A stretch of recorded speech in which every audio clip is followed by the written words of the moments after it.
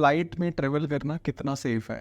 वो सब करके आप अपने किट को सिक्योरली हमारी एयरलाइन के थ्रू इंडिया भेज सकते हैं। तो इसके लिए कोई जो प्रोग्राम होता है उसका कुछ नाम होता है या फिर it's ab initio training. Again training clear करना is difficult, it is not easy, अगर but what goes behind is a lot of hard work. We actually study hard and it is not easy and I was scared. Amit, मैं झूठ नहीं बोलूंगी, I was scared. Case of emergency तब आपको हमारे बारे में पता चलेगा कि what capable we are. Hello friends, आज हमारे साथ हैं प्रिया जो कि एविएशन इंडस्ट्री में है काफ़ी टाइम से। तो आज हम उनसे जानेंगे बहुत सारी एविएशन इंडस्ट्री की बातें और कैसे अगर आप सब भी करियर बनाना चाहते हो एविएशन इंडस्ट्री में तो कैसे आप अपना करियर बना सकते हो, और बहुत सारी अंदर की बातें जो लोगों को नहीं पता। जैसे कि अभी मैं वीडियो के अंदर ही काफ़ी क्वेश्चंस पूछने वाला हूँ, तो आई होप आपको कुछ नया जानने को मिलेगा इस पॉडकास्ट से, तो वीडियो में बने रहिए। तो सीधे हम वेलकम करते हैं प्रिया जी को हमारे पॉडकास्ट पे। तो प्रिया जी कैसे हैं आप? मैं बहुत अच्छी हूँ and thank you so much for inviting me for this podcast. काफ़ी दूर से ट्रैवल करके आ रहे हैं, गुरुग्राम से नोएडा, तो आप समझ सकते हो कि एग्जॉस्ट हो जाते हैं। स्टिल हमने बोला कि और शाम पे इनकी फ़्लाइट भी है, लाइक 1-2 घंटे में इनको निकलना है, तो फास्ट हमें जो भी नॉलेज यहाँ से मिल जाए या फिर कुछ कंटेंट मिल जाए तो बढ़िया रहेगा। तो अभी जैसे अगर हम आपसे जाने कि आपका करियर इसमें कैसे स्टार्ट हुआ, आपने कैसे लाइक स्कूलिंग कहाँ से की, आप कहाँ से हो और कैसे आप फिर एविएशन में आए, तो कुछ एक शॉर्ट इंट्रोडक्शन। वेल, मैं दिल्ली से हूँ, born and brought up, but सबका एक ड्रीम होता है, specially girls, right after 12th क्या करना है। तो I was always fascinated with aviation, traveling as a cabin crew, seeing the air hostess all glammed up, visiting different countries, क्योंकि मेरी aunt भी थी इसी लाइन में, एयर इंडिया में। So that's what attracted me. Another career choice was fashion. I was very drawn towards fashion industry, तो वो एक और ऑप्शन था। But back in my time, aviation industry को इतना पॉजिटिवली नहीं देखा जाता था, स्पेशली कैबिन क्रू या फ्लाइट अटेंडेंट का जो करियर ग्राफ है उसको। Hence, I chose fashion. मैंने बहुत टाइम तक उसमें काम किया। I did my education in that, BSc किया fashion designing में, followed by masters in it, MBA in it. And then there came a peak time जहाँ पे मुझे लगा no, you know, something is still lacking. Like I want to do this. I have to give it a try. So I was at my peak career in fashion industry back in 2016. So मैंने aviation late join किया है after doing all of my education. Usually जो लड़कियां होती है या लड़के होते हैं, दे try and get into aviation right after 12th standard, मतलब 18 साल के बाद आप एलिजिबल हो एक्चुअली में। But having said that, I would recommend कि कोई भी अगर एविएशन ज्वाइन करना चाहता है आफ्टर 12th, अपनी एजुकेशन ना छोड़े, because that will always be your footfall. God forbid career graph में कुछ भी गड़बड़ हो जाती है या you have to leave that job, you have something to fall back upon. So yes, 2016 में मैंने फर्स्ट टाइम विस्तारा में अपना एप्लीकेंट डाला, रिज्यूमे डाला। I got an invite back from Vistara people कि यू आर शॉर्ट लिस्टेड और आप आ जाइए। So I got twice the invite. First time I was nervous because to be honest, you know, when you are changing the career graph, आप जो earn कर रहे हैं किसी एक पर्टिकुलर इंडस्ट्री में, वो सेम सैलरी स्केल आप एक्सपेक्ट नहीं कर सकते हैं दूसरी इंडस्ट्री में। So for that you have to be mentally prepared. And I believe 2016 I was around about 26। So मेरे लिए again I was thinking very hard कि मुझे ये चेंज करना चाहिए या नहीं। But that time aviation had really boomed up and my parents supported me this time. They were like, it's fine, you want to take this as a career, do that. So second time jab call aaya, that was my final call. So मैंने join किया Vistara and I worked for about 1.5 year there. फिर opportunity आई Air India की for the bigger fleet, Boeing 777, जो सबका dream होता है. This is like the biggest aircraft. Yes, in the Boeing industry. So of course मैंने back in 2018 Air India join किया and since then I've been working with them. Air India, तो air India में आपको काफ़ी time हो गया अभी? 2018 से, yes, 6.5 years. तो काफ़ी अच्छा एक्सपीरियंस हो गया आपको एविएशन इंडस्ट्री में। तो प्रिया, आप भाई जैसे जानना चाहते हैं कि आप अभी कहाँ, लाइक दिल्ली से ही हैं कि आप कहाँ से आते हैं? बेसिकली मैं दिल्ली से हूँ, दिल्ली में पैदाइश हुई है, born and brought up in Delhi. However, right now, because I'm married and all, so I'm presently residing at Dwarka Expressway, 103 sector Gurgaon. So that's not that far from the airport. Round about हाँ 20 वो काफी minutes. पास हो जाता है, हाँ तो जी. आपके लिए इजी हो जाता है कन्वीनियंट हो गया अप मेरे एंड लिए. डाउन और करना वहाँ से। एग्जैक्टली. बिल्कुल बिल्कुल। तो अभी थोड़ा सा हम सब ये डिस्कशन करेंगे कि लाइक जैसे अभी जो न्यूबीज होते हैं, जैसे आपने बताया कि 12th पढ़ने के बाद, क्लियर करने के बाद they are eligible to join aviation industry. तो इस पे क्या, जैसे कुछ नहीं पता, अभी मैंने 12वीं कर ली, तो मुझे अब क्या करना चाहिए, व्हाट कोर्सेज और what certifications that should I do, ताकि मैं एविएशन में इजीली मेरा सिलेक्शन हो जाए या फिर मैं इंडस्ट्री को ज्वाइन कर लूँ? Sure. So it is very simple. For me, I would suggest मेरे टाइम पे कोई मुझे गाइड मेंटोर करने वाला नहीं था. I'll be very honest. But luckily, being in the fashion industry and my schooling in Delhi, especially the convent school and all of that, that really sort of built a very strong base, right? But I understand काफ़ी लोगों को ये opportunities ना मिले. So in that case, आप अपनी you know communication पे काम करिए. बोथ हिंदी एंड इंग्लिश दोनों ही अच्छी होनी चाहिए, उच्चारण और लिखित. ऐसा नहीं है कि आपको इंग्लिश आती है तो आप हिंदी में बात नहीं कर पा रहे हैं. ये दोनों बेसिक लैंग्वेज है. Personality, of course, your communication, then comes your other aspects that could be the basic IQ and other things that the HR looks into. And of course, if you are well groomed and good looking and good height is again a criteria. हर एक airline का अलग अलग criteria है. Bare minimum I would से अगर आप domestic airline भी join करते हैं, जैसे आप, नो ऑफेंस, बट हर एक एयरलाइन का अलग है. IndiGo hires girls starting with 5'1", the minimum height. However अगर आप किसी इंटरनेशनल एयरक्राफ्ट या एयरलाइन ज्वाइन करते हैं या इंटरनेशनल एयरक्राफ्ट के लिए हायर हो जाते हैं बोइंग फ्लीट्स के लिए, there you need a minimum height of 5'4". Yes, because आपका कैबिन बड़ा है तो आप इजीली ओवरहेड बिन क्लोज कर सके. तो ये सब भी चीजें देखी जाती है. Exactly. फॉर मेल्स लाइक क्या रहता है criteria? Males, of course, communication, your personality, good looks, height again. Males का भी height criteria है. Bare minimum is like 5'8", 5'8" and above. And yes. इसमें वेट भी रोल प्ले करता है? Yes, absolutely. So weight कैसे रोल प्ले करता है? It's actually BMI, body mass index, जो आपका कैलकुलेट होता है आपकी height, and in accordance to that should be your weight. तो आपका BMI calculator भी आता है, wherein you can put your exact height and your exact current weight, and then you'll get to know कि BMI की range में आप fall कर रहे हैं या नहीं. And again, like I said, हर एक airline का अलग अलग है. So if you go to the different airline career pages, you would see the opening there. Current opening आपको दिखाएगा. Or else you can actually enroll yourself, so then they keep notifying you that okay fine, there's an opening here in this particular airline, so you go ahead and apply. वहाँ पे आपको नज़र आएगा कि ये उनका BMI का acceptance है, ये उनका हाइट का क्राइटेरिया है, all of that.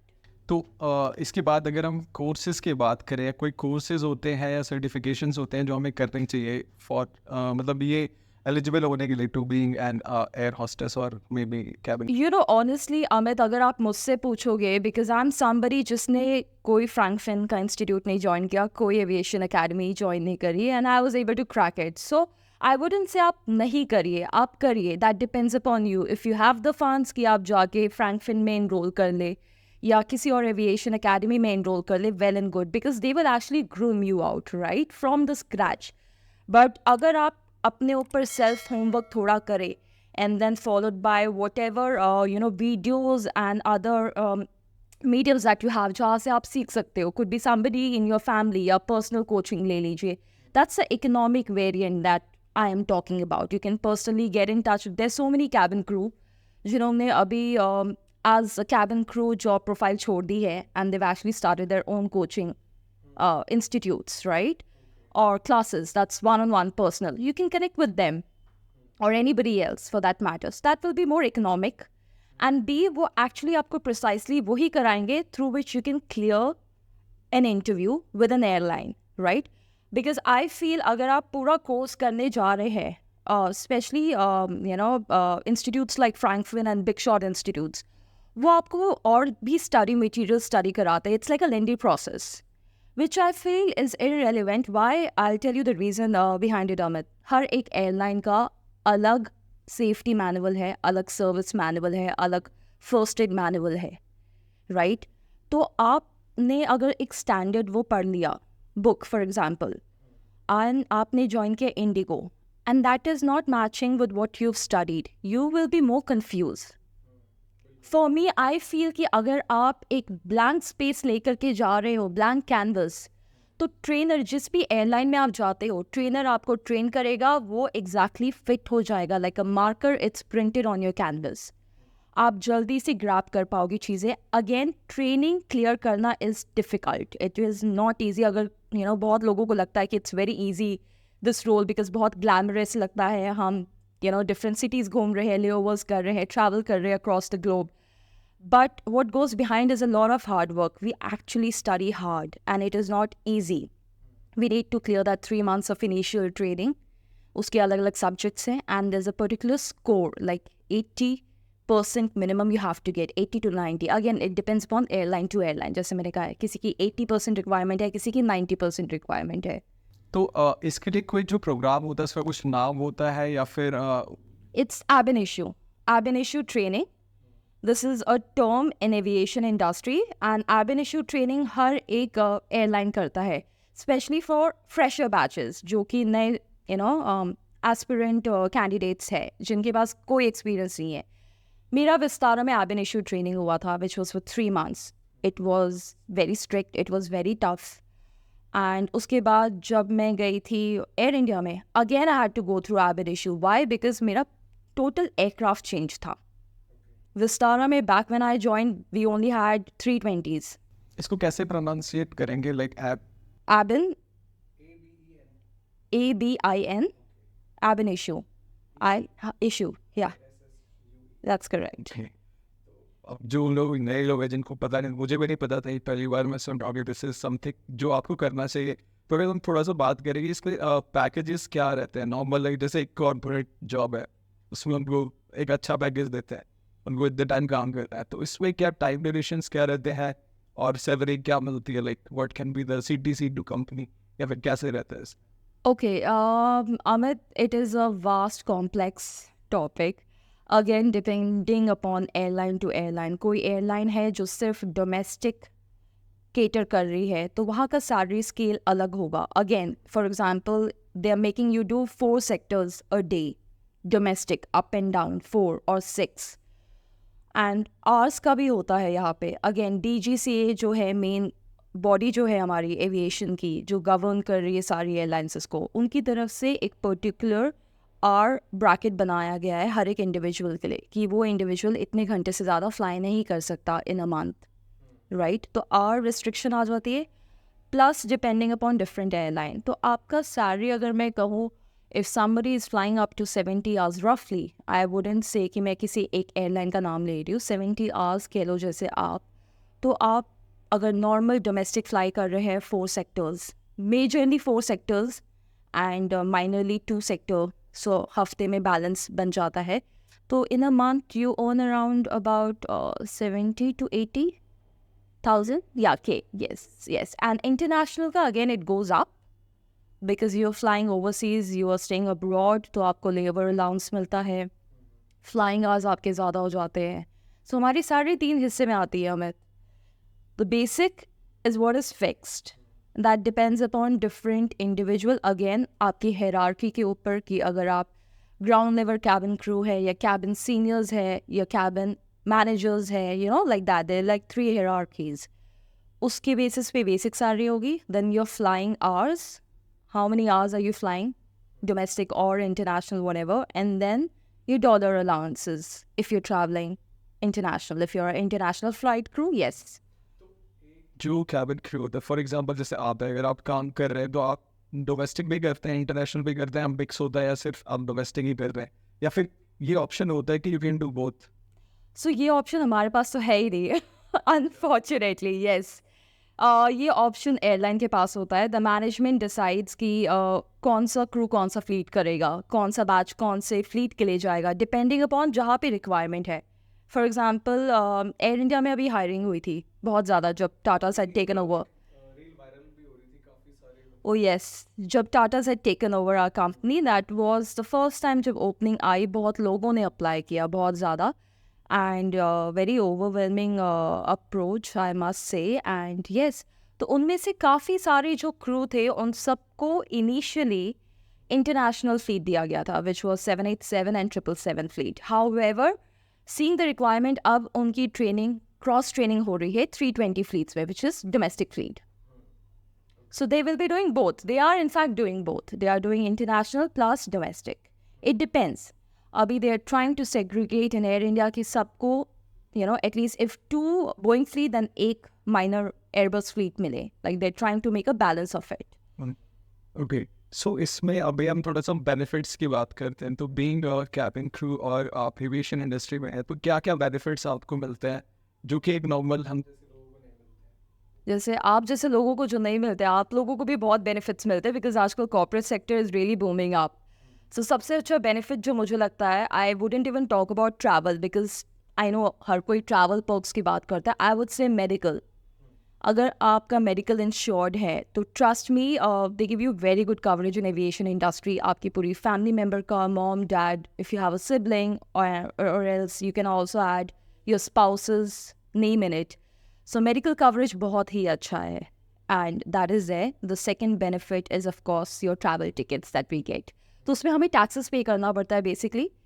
It can be used both for domestic or international, right? And मुझे पता है काफ़ी लोग मुझसे पूछते हैं, and in fact I'm sure हर एक cabin crew ये question face कर चुके होंगे कि हाँ कि डिस्काउंट्स दे दो, हमें बड़ी टिकट्स दे दो. तो बड़ी टिकट वाला कॉन्सेप्ट लॉन्ग टाइम बैक हुआ करता था. इनफैक्ट जब मैंने ज्वाइन भी नहीं किया था एविएशन, उससे भी काफ़ी साल पहले उस टाइम पे चलता था बड़ी tickets, but it's stopped, it's been very long. तो अब जो हमें टिकट्स मिलते हैं, they are limited. They of course, see the company is also not a fool. They will not give you free tickets unless they verify it's for your family members. तो उनका proper documentation होता है, proper verification होता है that yes this person is your family member, and तभी आपको tickets मिलते हैं. डिस्काउंट भी नहीं मिलता है, it's only for family members. However, अब एयर इंडिया ने ऑप्शन निकाला है that if you are unmarried, then you can add your friend. You can add one buddy.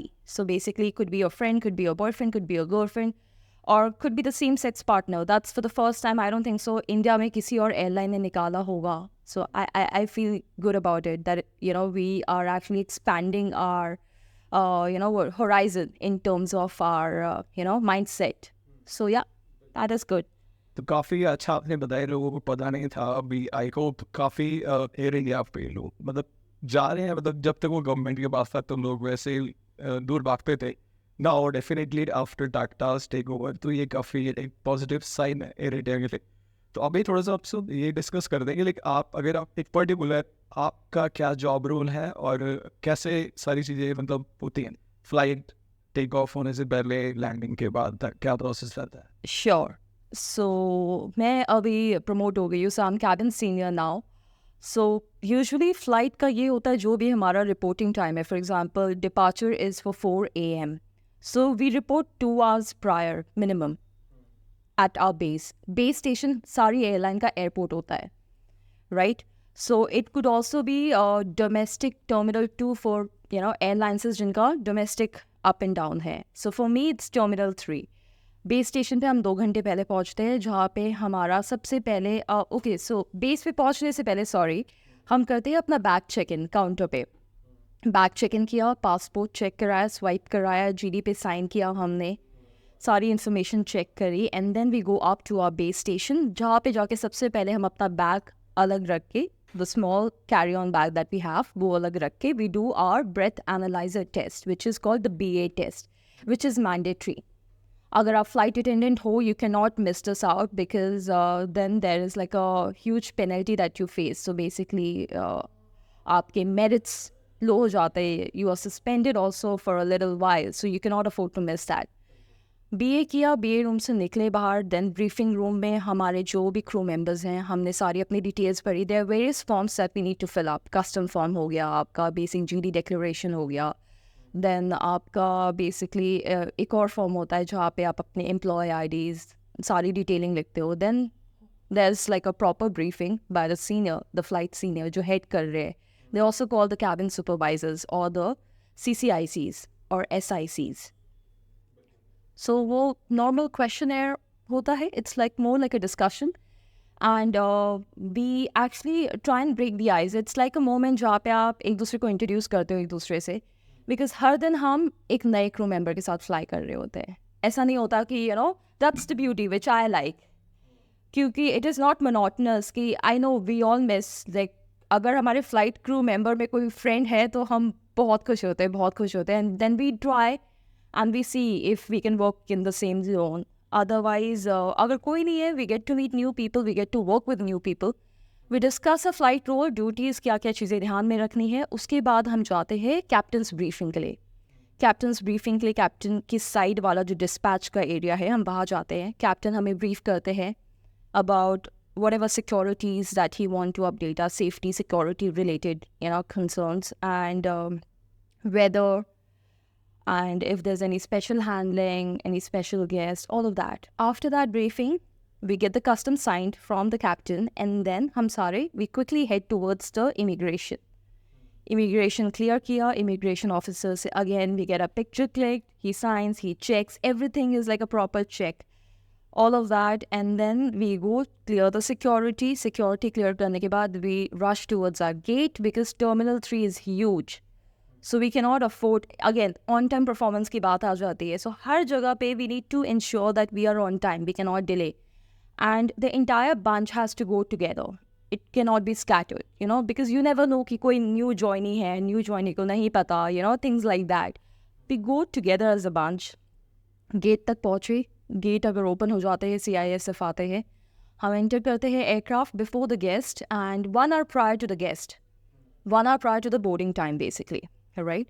वो हमारा टाइम होता है, हम सेफ्टी चेक्स करते हैं. The first thing that we do is go inside the aircraft, secure our bags, the cabin bags, and then quickly do the safety checks. सबका अलग अलग जोन है, सारे अपने जो उस दिन का वर्क पोजिशन है उसके हिसाब से सेफ्टी चेक्स करते हैं. उसके बाद आते हैं catering. Usually, these days, I end up being the galley in charge, either in the first class or the business class. And I take over the galley. So, catering भैया comes and then वो मुझे explain करेंगे कि कहाँ पे क्या क्या रखा है. 3 course के मील रहते हैं international sector में.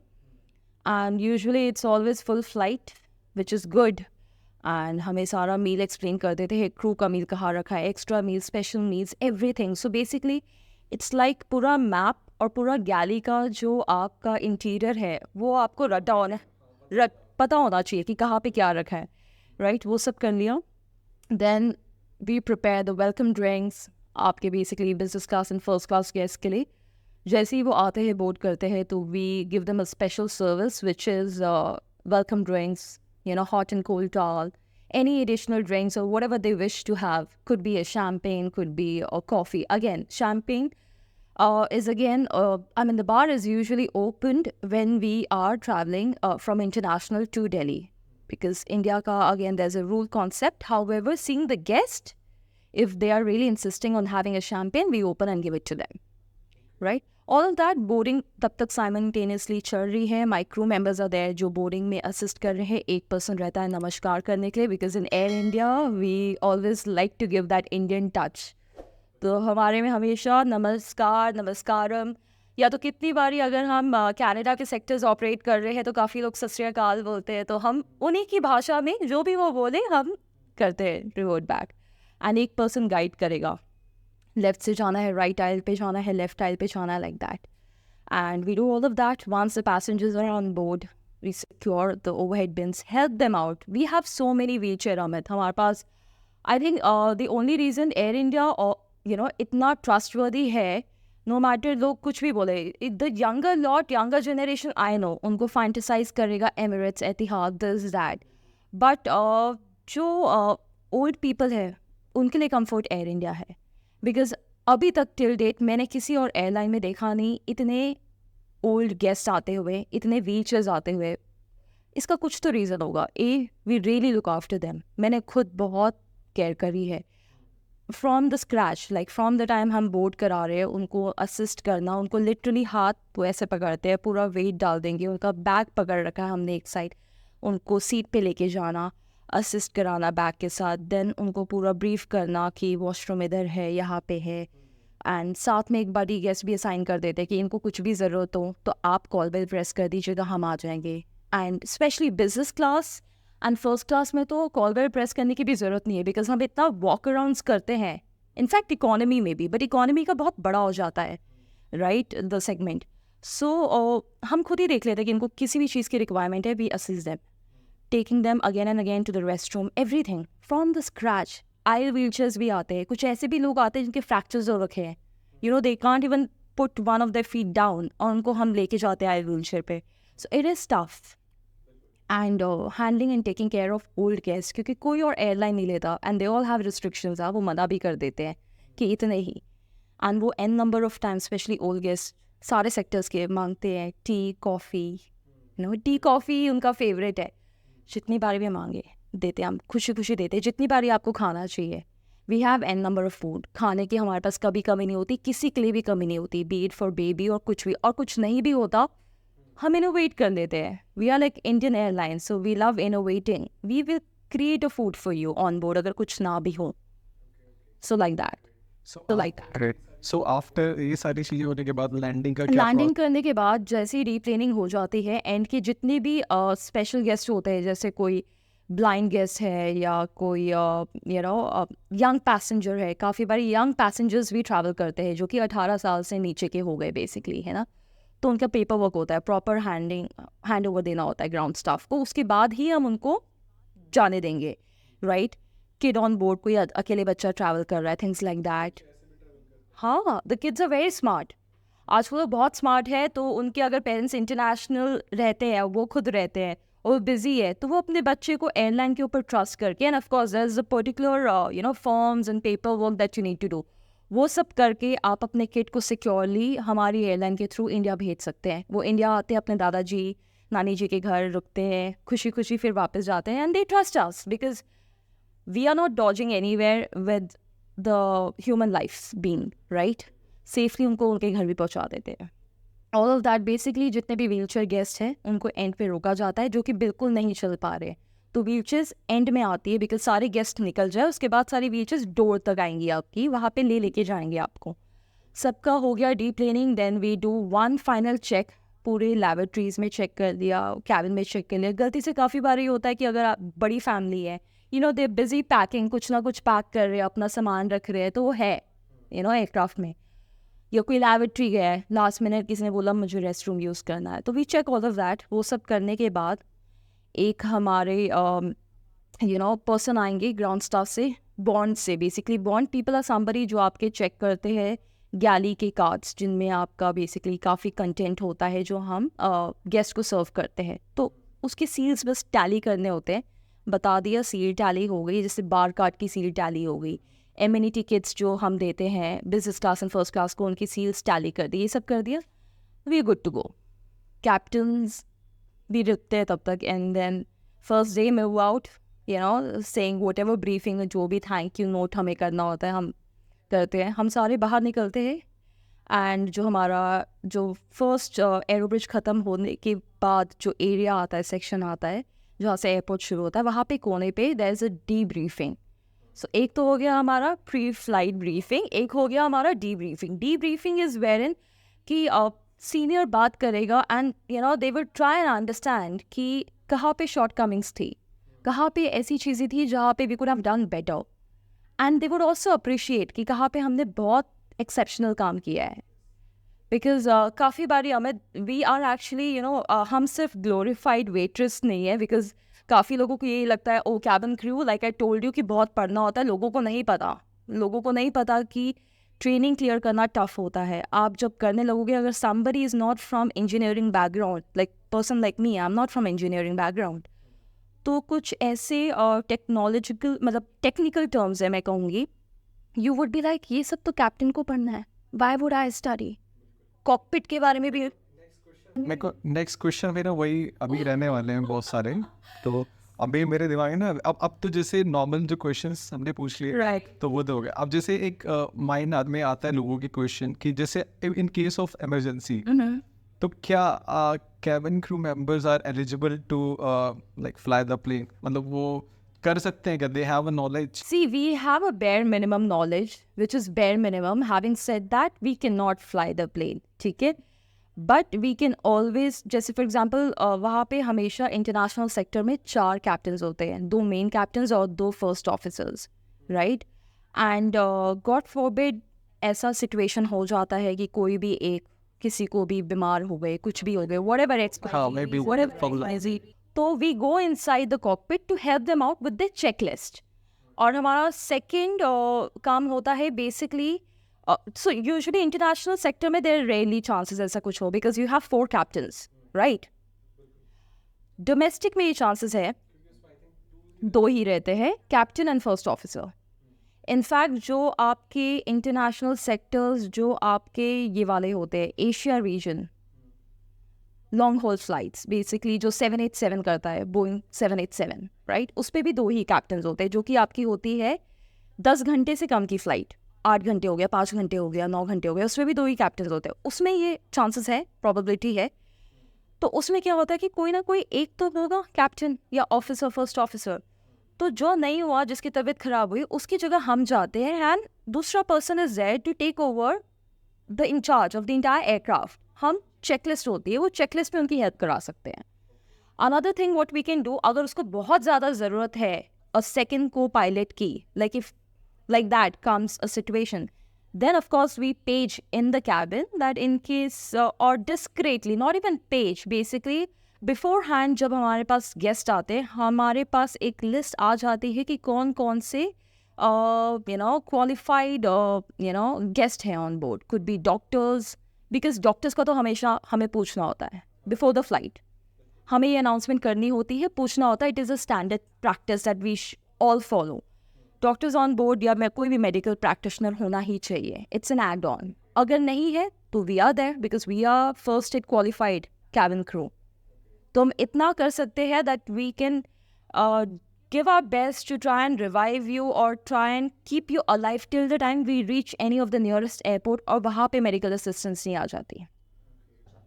ओके, सो मतलब ये सारी नॉलेज और ये सारी चीज़ें आपने मतलब सीखी रहती हैं पहले से, आपको पता ट्रेनिंग रहता है में। अभी। हाँ, ट्रेनिंग में। अब थोड़े से जैसे ये भी लोग पूछते हैं या फिर उनकी क्वेरीज होती हैं कि सपोज एक फ़्लाइट में ट्रेवल करना कितना सेफ है, क्योंकि आप सब तो दिन रात ट्रेवल करते हो मतलब फ़्लाइट्स में, तो आपकी फैमिली मेम्बर्स भी तो कंसर्न रहते होंगे कि भाई कितना सेफ है। तो मतलब रिस्की बिजनेस है, रिस्की जॉब है, तो ये कितना सेफ है, कितना रिस्की है, आप अपने शब्दों में क्या It is बोलेंगे? adventurous job, I must say, but you need to have really strong gut to be able to join this industry because anything can happen. And family members, of course, initially hesitate करेंगे, मेरे भी कर रहे थे that this that ये same है। Amit for example कोई family से आपके आर्मी या नेवी ज्वाइन करना चाह रहा है या दिल्ली पुलिस या एनी फोर्स ज्वाइन करना चाह रहा है, अगेन दे बी स्केर्ड, नहीं होंगे क्या? आप बताओ। बिल्कुल बिल्कुल, ये तो है ना? जाहिर सी बात है ना? अभी कोई मुझे बोले इतना ट्रैवल करने को, मेरे को तो वैसे ही डर लगता है, मतलब हाइट से, और जो प्लेन फर्स्ट ऊपर नीचे होता है तो Turbulence. हाँ, टर्बुलेंस में। तो अब वही मैं जानना चाहता हूँ कि ये like flights. Flight is very much safe. आज के टाइम पे I would say flight is the safest mode of transport. हमारी टेक्नोलॉजी इतनी एडवांस हो गई है then what we had back when we were growing up, right? या जब हमारे पेरेंट्स का एरा था, उसके कंपैरिजन में अभी का टाइम बहुत चेंज हो गया हमें। This is the safest mode I would से, ठीक है। एंड वैसे अगर आप इतना ज़्यादा सोचेंगे तो आप आजकल normal day to day work space पे भी अगर जाते हैं, anything can happen to you on the road, anything. You driving and going, anything can happen, right? आप ड्राइव भी नहीं कर रहे तब भी anything can happen. So I think वो रिस्क खुद के ऊपर आपको लेकर के, this is a life wherein we all are here to work and to carry forward with our life, so we have to. So अभी कुछ आप, अगर हम आपसे पूछें कुछ ऐसे इंसिडेंट्स या स्टोरीज आप शेयर करें जिसमें कि आपको लगा कि like this was the worst case, और मतलब we survive, like kind of thing. ऐसा होता नहीं, बट कुछ ऐसी स्टोरी जिससे आपको लगा कि यार ये बहुत ही बेकार flight ऐसी थी। बहुत है, बहुत है। और अगर मैं अभी सोचूं तो मेरे दिमाग में आ नहीं रहा है कुछ भी इंस्टेंटली। अगर मैं सोचूं तो अभी कुछ भी नहीं आ रहा है। काफ़ी बारी ऐसा भी होता है। Recently for example in the month of June, it was a domestic turn around flight. हम जा रहे थे दिल्ली से हैदराबाद एंड हैदराबाद से वापस दिल्ली 777 फ्लीट पे। तो उस पे आई थिंक उस वाले एयरक्राफ्ट का ग्राउंड पावर में कुछ दिक्कत थी. बोर्डिंग हो गई है, सब हो गई है, the doors are being closed and we the aero bridge वो मूव आउट हो चुका है and we about to start our taxiing but we were kept on hold because ATC से क्लियरेंस नहीं मिली थी. We missed a slot. So again इसमें जैसे मैं कहती हूँ ऑन टाइम बहुत मैटर करता है बिकॉज आपने अगर कुछ मिनट से भी अपना ATC क्लियरेंस नहीं लिया फॉर एग्जाम्पल या आप डिले हो गए तो आपका वो स्लॉट किसी और एयरलाइन को चला जाता है. Then you have to wait, you can not do anything. उस केस में I was working in business class, मेरे साथ मेरे 3 और कोलीग्स थे एंड ग्राउंड पावर नहीं था जिसकी वजह से समर टाइम जून का टाइम, बंद एयरक्राफ्ट, डोर सारे क्लोज हो चुके हैं, वेंटिलेशन नहीं हो रही है, people were literally sweating, we all were having bad time. Captain बार बार ये अनाउंसमेंट करके बता भी रहे थे that this is the reason, ground power में नहीं चल रहा है. However once we get clearance, जैसे हम टेक ऑफ करेंगे it will start working and it will be pleasant. But वो ATC क्लियरेंस इतना टाइम लग गया Amit, trust me, I am not even kidding, कम से कम 2.5-3 घंटे, मैं मजाक नहीं कर रही, बहुत ज़्यादा. और सोचो बिजनेस क्लास तो चलो गेस्ट पूछ रहे थे, हम उनको पर्सनली बता भी रहे हैं, we offering them juice, whatever add on services हम कर सकते थे, राइट. इकोनॉमी से सारे गेस्ट आगे बिजनेस क्लास की तरफ and they all wanted to go in the first class followed by they all wanted to go in the cockpit and talk to the pilot. Now that is a safety issue. We cannot let that happen. Being a cabin crew, I have to handle my guests, right? Unfortunately, पीछे economy में इतना chaos था, ज़्यादातर population वही होती है. They all came towards the business class. One side I was being the shield. एक तरफ मैं थी, एक तरफ मेरी colleague थी, बाकी के 2 colleagues बीच में handle कर रहे थे. It was so chaos. मतलब आप समझो, it's like paparazzi. सब हमें शूट कर रहे हैं फेस पे कैमरा लेकर के आके and they are saying what not things to us to the airline. We understand they are not angry personally upon us, तो we can not be rude, we need to have a lot of patience. And जो भी मेरे से जो सवाल पूछ रहा था हिंदी इंग्लिश में दोनों में अच्छे से जवाब दे रही थी. वो मुझे कह रहे थे आप पूछ के आइए, अगर आप हमें आगे नहीं जाने दे रहे क्योंकि दैट्स अ सेफ्टी कंसर्न, मैं नहीं जाने दे सकती. तो मैंने 2-3 चक्कर लगाए फ्रंट एंड बैक, आगे पूछ के आई कि क्या स्टेटस है. मेरे सीनियर जो थे वो अंदर कॉकपिट में ही थे communicating with the captain. Senior ने जो मुझे बताया, I came back, I spoke to the guest about it, मैंने वही उनको बताया, कम्युनिकेट किया. हाउएवर उनको नहीं मिल रहा था पीस. 2 कैप्टन ने अनाउंसमेंट करी थी बट होता है, अंडरस्टैंडेबल है, 2.5-3 घंटे विदाउट AC निकालना इज़ नॉट ईजी. सर्विसेज भी चाहे आप कर दो, राइट, कुछ ना कुछ ऐसा होगा that they will be irate upon you. तो वो एक मोमेंट ऐसा हो गया था बिल्कुल पैपराजी एंड लिटरली ऐसा लगा कि बस next viral video is going to be मैं, मेरी वाली इंस्टाग्राम पे आने वाली है, यूट्यूब पे आने वाली है, हर जगह, and my colleagues. And we all tackled it very gracefully. जब वो सब कुछ हो गया, मेरे कुछ बिजनेस क्लास में ट्रैवल कर रहे थे गेस्ट, वो भी बहुत अच्छे थे, उन्होंने कोशिश करी because they could see that being a girl they were so charging upon us. तो he came and he was like कि नहीं आप समझिए, कैप्टन ने भी अनाउंसमेंट करी है, थोड़ा पेशेंस रखिए, ये सर्विस भी आपको दे रहे हैं, on ground services, this that whatever we could. But या and some guest way like कि अभी खोलो दरवाज़ा, हमें बाहर जाना है. तो मैंने उनको यही जवाब दिया कि सर दरवाज़ा कहाँ से खोलूँ मैं, एरो ब्रिज अलाइन नहीं है. एरो ब्रिज अलाइन रहता तो मैं आगे बात करके वेंटिलेशन के डोर खुलवा भी दूँ या we can talk. Aero bridge align नहीं है, you can not open. And that's what happened.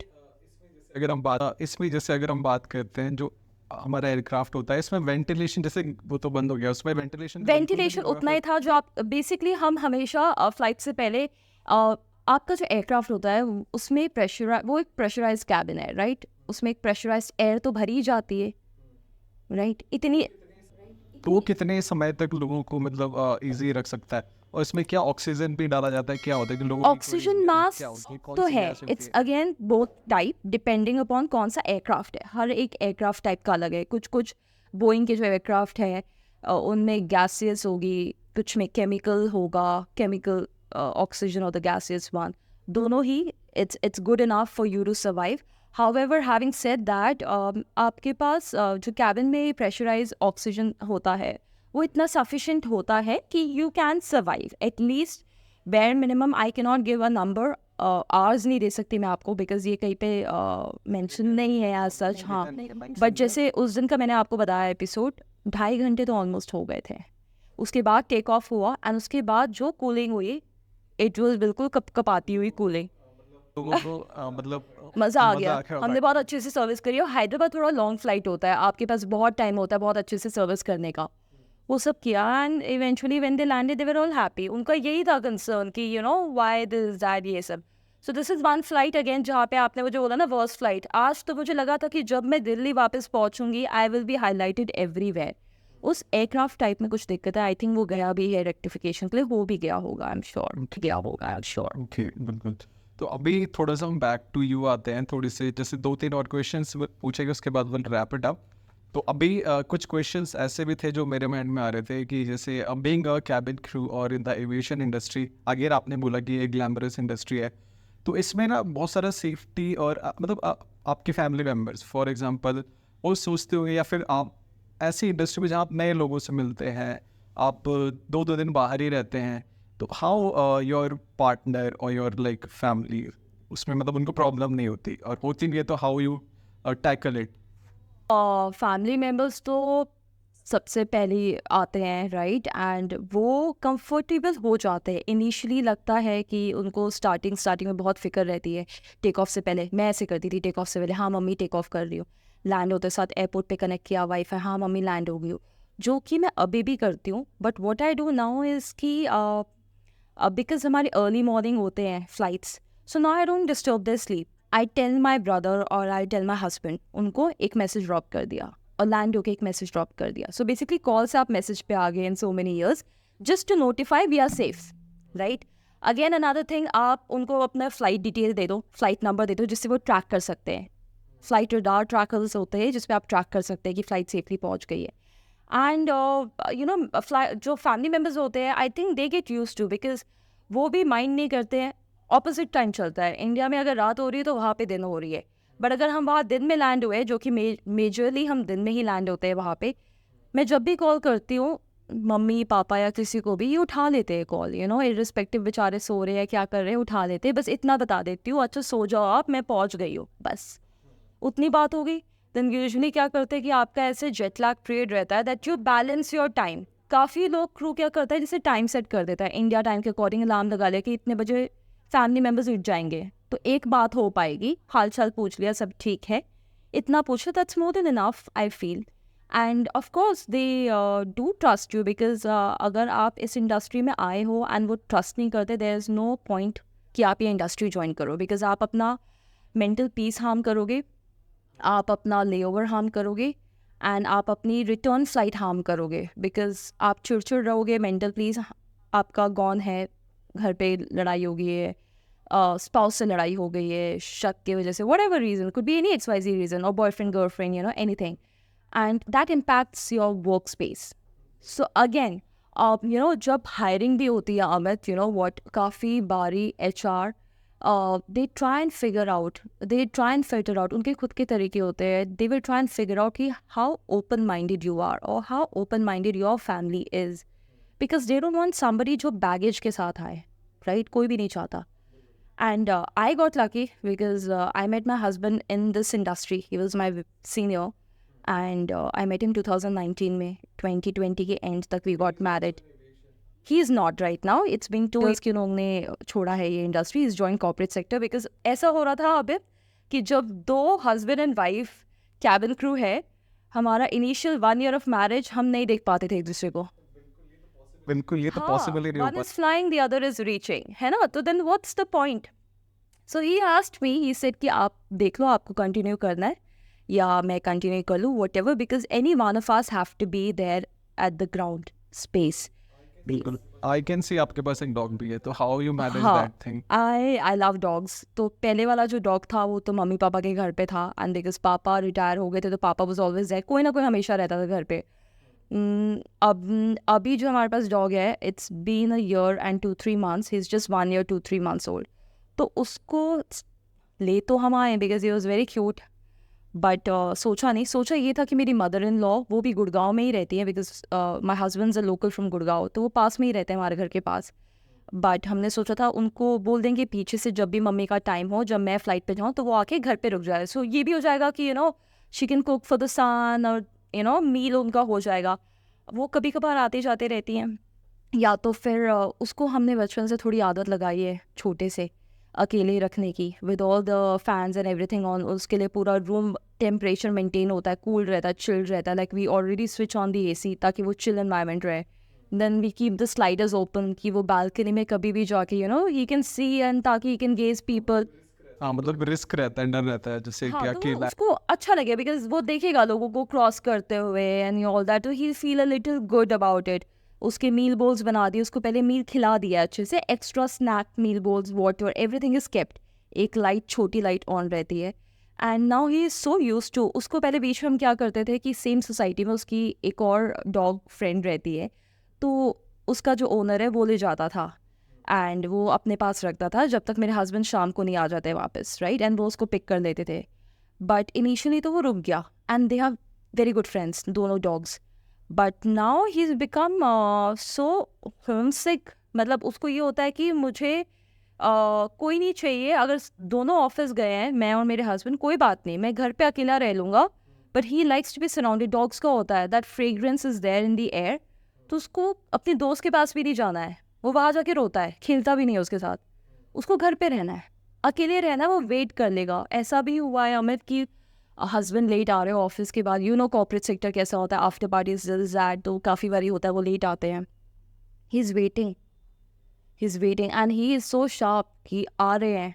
He gets to know in advance, गाड़ी की आवाज़ आ रही है, हॉर्न आ रही है, ही विल रन, बालकनी में वेट करेगा कि काफी अच्छा आपने ट्रेन किया है। और ट्रेन हो गया।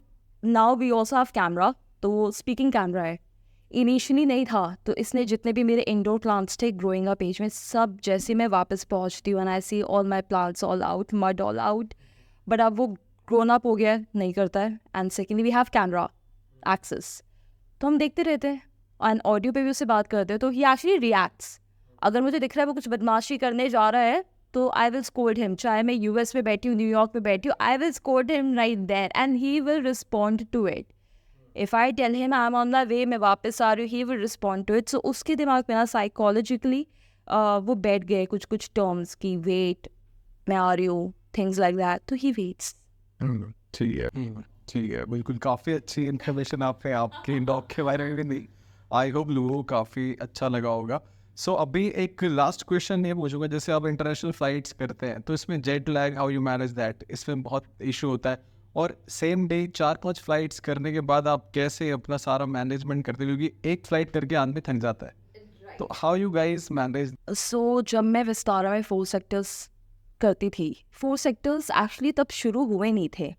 जब तक मैं थी तब तक 3rd sector used to be our layover station domestic में। जैसे हमने किया for example Delhi Chandigarh, Chandigarh Delhi, Delhi Bangalore.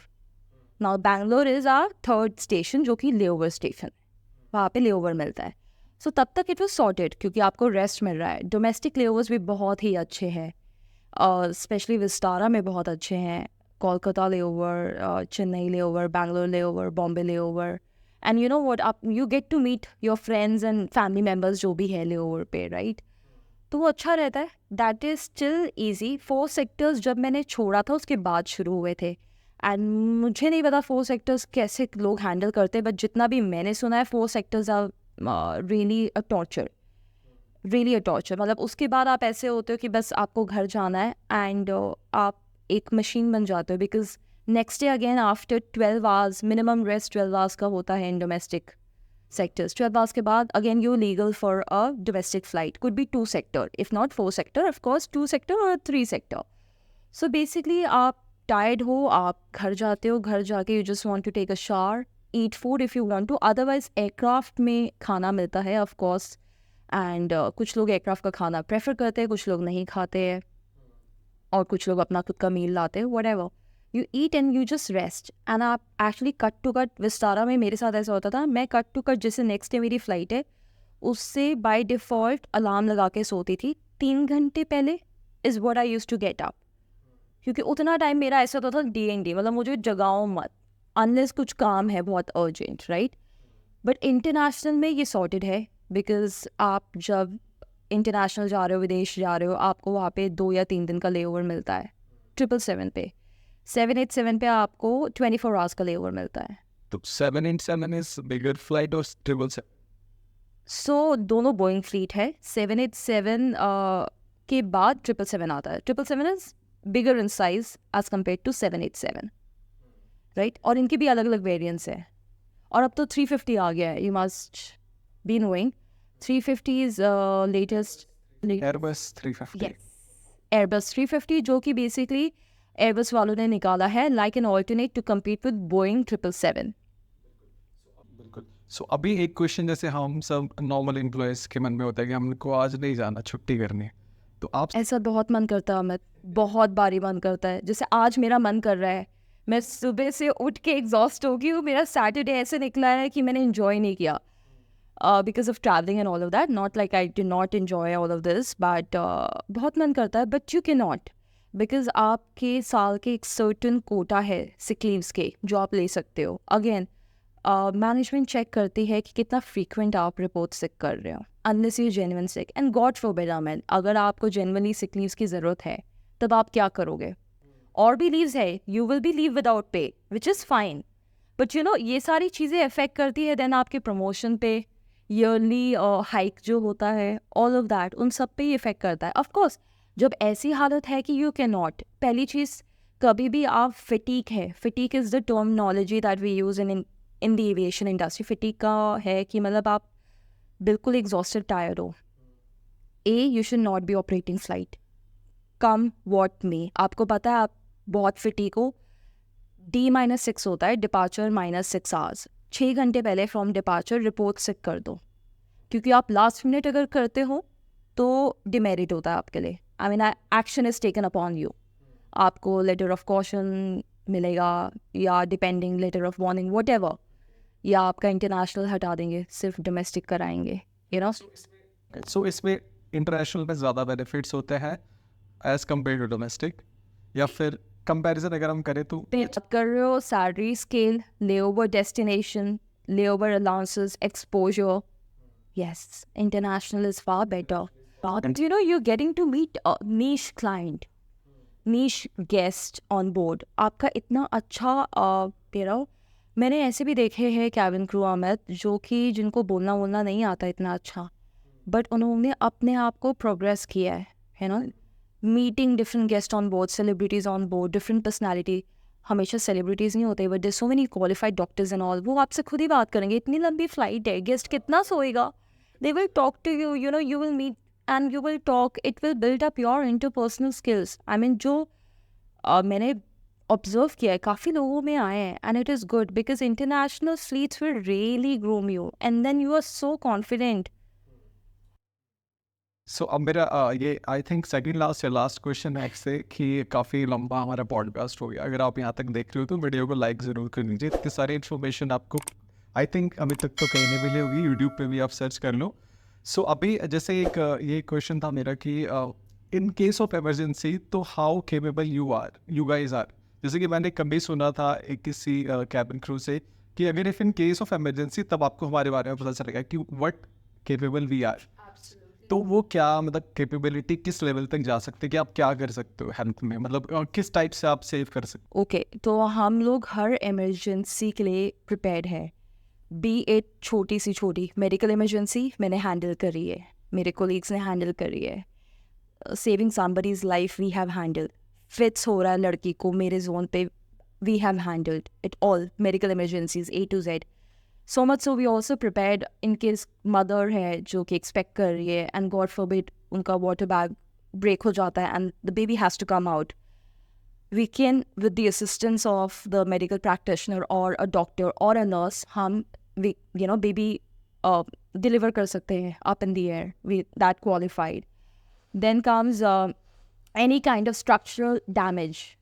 For example, fire हो गया, फायर के सबसे ज़्यादा चांसेस होते हैं एयरक्राफ्ट में, स्मोक आ गया, फायर आ गया, could be anything. Even though lighter, cigarette ये सब मना है, बट है तो गैजेट्स, राइट?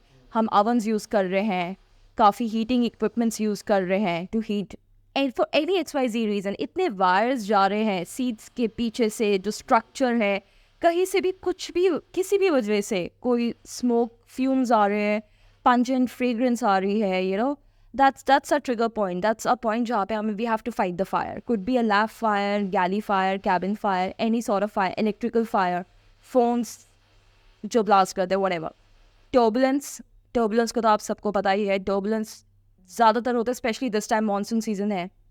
अगर आप US भी जा रहे हैं, अगेन वहाँ का भी सीज़न ऐसा है, it's raining on end of. अभी मैं आई हूँ वैंकूवर से, टोरंटो से, वहाँ पे भी बारिश थी. उससे पहले वैंकूवर से आई थी, वहाँ पे भी बारिश है. न्यूयॉर्क में भी बारिश है. लंदन में आज जा रही हूँ रात को, अगेन बारिश है. सो टर्बुलेंस बहुत रहता है. Then land evacuation, God forbid कहीं पे टेक ऑफ से पहले, बिकॉज इंजन रोल होते हैं. इंजन रोल होने के टाइम पे due to any XYZ reason आग लगी, कुछ भी हो गया, हम लैंड इवैक्यूएशन के लिए रेडी है. आपको 90 सेकेंड्स में इवैक्यूएट कराना होता है सारे गेस्ट को.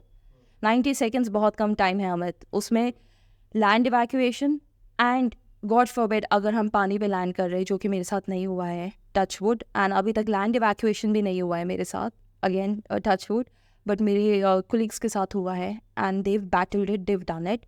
लैंड इवैक्यूएशन में हम पानी पे इवैक्यूएट करते हैं, जो हमारे स्लाइड्स है वो राफ्ट बनते हैं.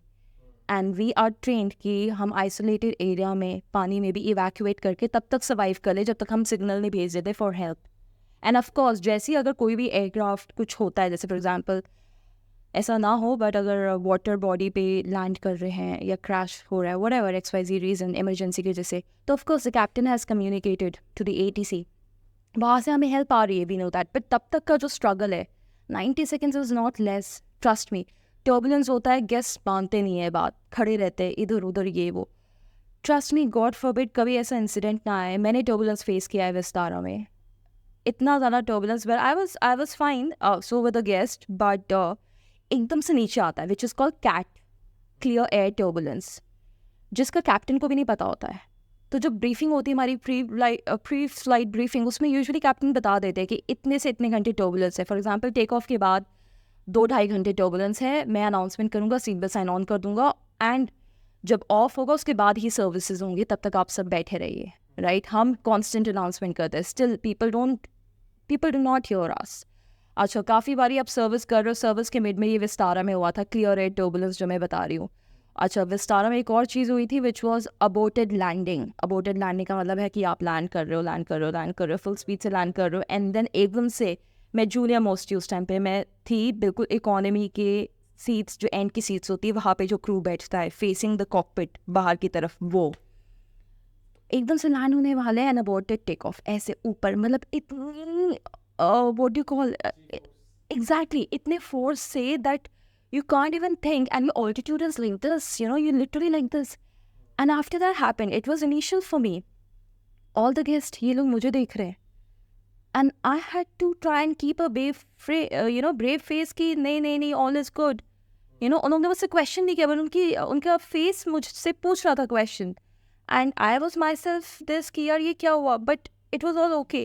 Maybe वो कैप्टन का था कॉल कि कुछ रीज़न होगा, सेफ्टी रीज़न, कि वहाँ पे कोई दूसरा एयरक्राफ्ट हो सकता है टेक ऑफ करने जा रहा हो, गैप कम हो, तो उसने डिसाइड किया कि ऊपर लेकर के वो एक और सर्कलिंग करेगा. Could be any reason, right.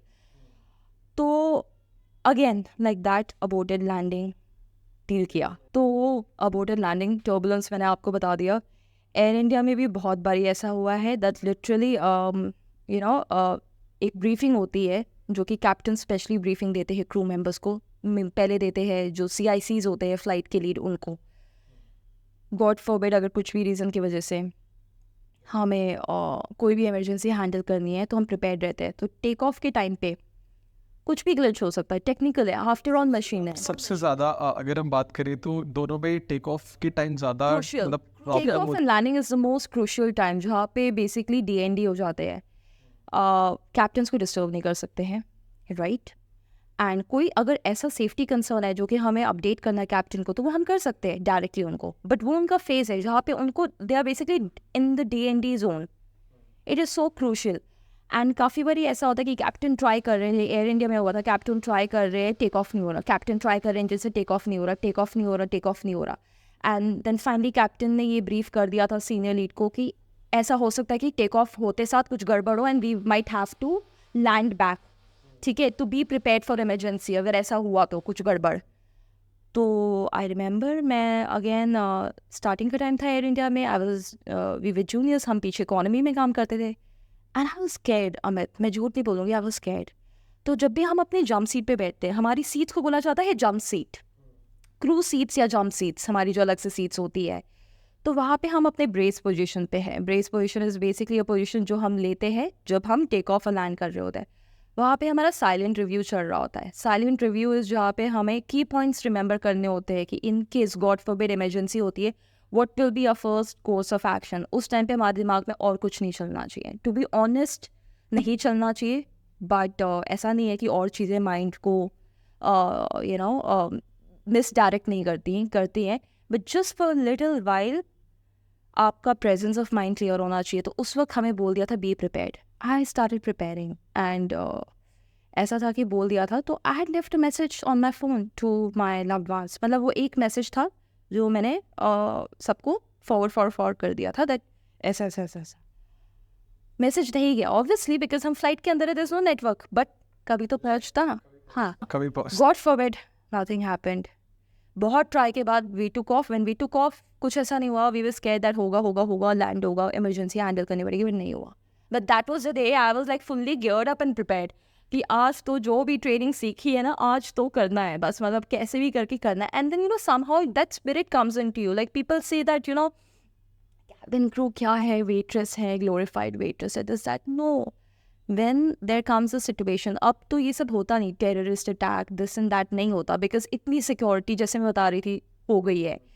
Similarly इतना एडवांस हो गया एविएशन इंडस्ट्री कि ये सब चीज़ें नहीं होंगी, बट गॉड फॉरबिड अगर होए, we are like soldiers Amit. And कुछ है, मतलब जब आप वो ट्रेनिंग भी कर रहे होते हो, during your training period you get that thing, एक कुछ आता है अंदर से, that you're there to save people, heroic वाली फीलिंग आती है बिल्कुल। हाँ, फिर लगता है कि यार ठीक है, मतलब मैं तो ऐसा सोचती हूँ कि देखो जिसको जो होना है जब होना है, जब मुझे भी डर लगता है कभी ऐसी इमरजेंसीज में, तो I just pray to God कि God if you think that this is the right time for me, ठीक है, I am prepared. Okay. So काफ़ी सारी नॉलेज आपने दी, इतनी सारी चीज़ें आपने बताई जो कि हमें नहीं पता थी। आई होप आपको इस वीडियो के बाद काफ़ी कुछ चीज़ें नई समझ में आई होंगी और आपका जो देखने का नज़रिया है टू कैबिन क्रू चेंज हो गया होगा।